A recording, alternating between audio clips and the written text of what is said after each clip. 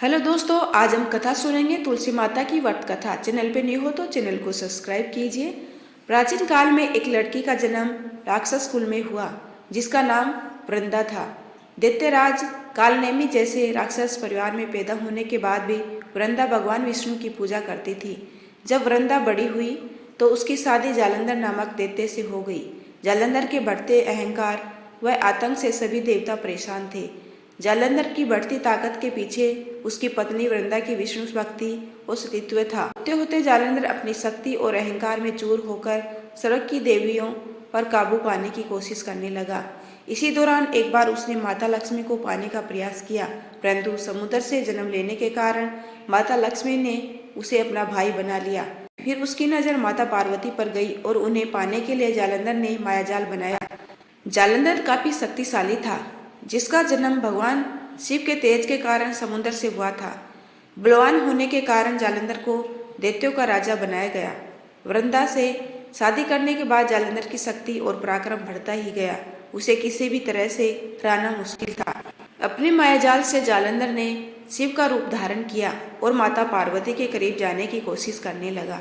उसी वक्त माँ पार्वती ने उसे पहचान लिया और जब तक जालंधर कुछ समझ पाता वो अदृश्य हो गई। जालंधर के इस दुर्व्यवहार से पार्वती जी को काफी गुस्सा आया और इस पूरी घटना के बारे में उन्होंने भगवान विष्णु को बताया। इधर जालंधर भगवान शिव से पार्वती जी को पाने के लिए कैलाश पर्वत पर युद्ध कर रहा था। तभी भगवान विष्णु ने जालंधर को सबक सिखाने की ठानी। सभी को पता था कि जालंधर अपनी पत्नी के पूजा पाठ और सतीत्व की वजह से ही अजय हुआ है। ऐसे में भगवान विष्णु ने जालंधर को हराने के लिए उसकी पत्नी का पतिव्रत धर्म भंग करने के लिए मायावी जाल चली। भगवान विष्णु एक साधु का रूप धारण करके वृंदा से वन में मिलने पहुंचे। उनके साथ दो मायावी राक्षस भी थे, जिन्हें देखते ही वृंदा डर गई। तभी भगवान विष्णु ने उन दोनों राक्षसों का वृंदा के सामने ही वध कर दिया। वृंदा ये देख समझ गई ये कोई आम व्यक्ति नहीं है। उसी पल वृंदा ने साधु से अपने पति के बारे में पूछा।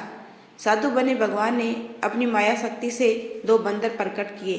दोनों बंदरों के हाथों में जालंधर का सिर व धड़ था। ये देखते ही वृंदा बेहोश हो गई। कुछ समय बाद होश में आने पर वो साधु से अपने पति को दोबारा जिंदा करने की प्रार्थना करने लगी।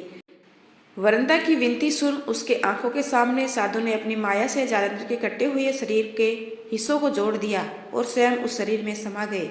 वृंदा को जरा सा भी अंदाजा नहीं था उसके साथ ऐसा छल किया गया है। जालंधर का रूप धारण किए विष्णु जी को वृंदा अपना पति समझकर रहने लगी। वृंदा के ऐसा करने से उसका सतीत्व भंग हो गया, जिसके बाद जालंधर कैलाश पर्वत में युद्ध हार गया।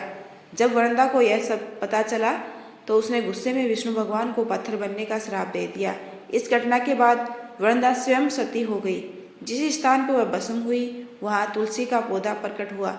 विष्णु भगवान वृंदा की पति भक्ति से प्रसन्न हुए और उन्होंने कहा, हे वृंदा, तुम्हारी पति भक्ति देखने के बाद तुम मुझे प्रिय लगने लगी हो। अब सदैव तुम मेरे साथ तुलसी के रूप में रहोगी। तुम्हारे तुलसी रूप का जो भी व्यक्ति मेरे शालिग्राम के साथ विवाह कराएगा उसे 1000 गुना यश व पुण्य प्राप्त होगा। जिस भी मनुष्य के घर तुलसी का वास होगा उस घर में कभी भी असमय यमदूत नहीं आएंगे।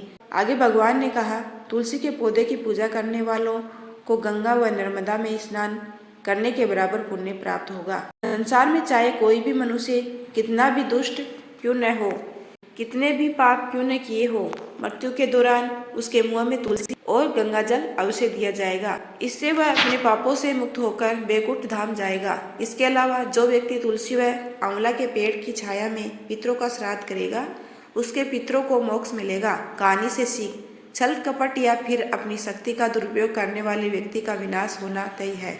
यदि आपको मेरा ये छोटा सा प्रयास अच्छा लगा हो तो चैनल को लाइक, शेयर एंड सब्सक्राइब कीजिए।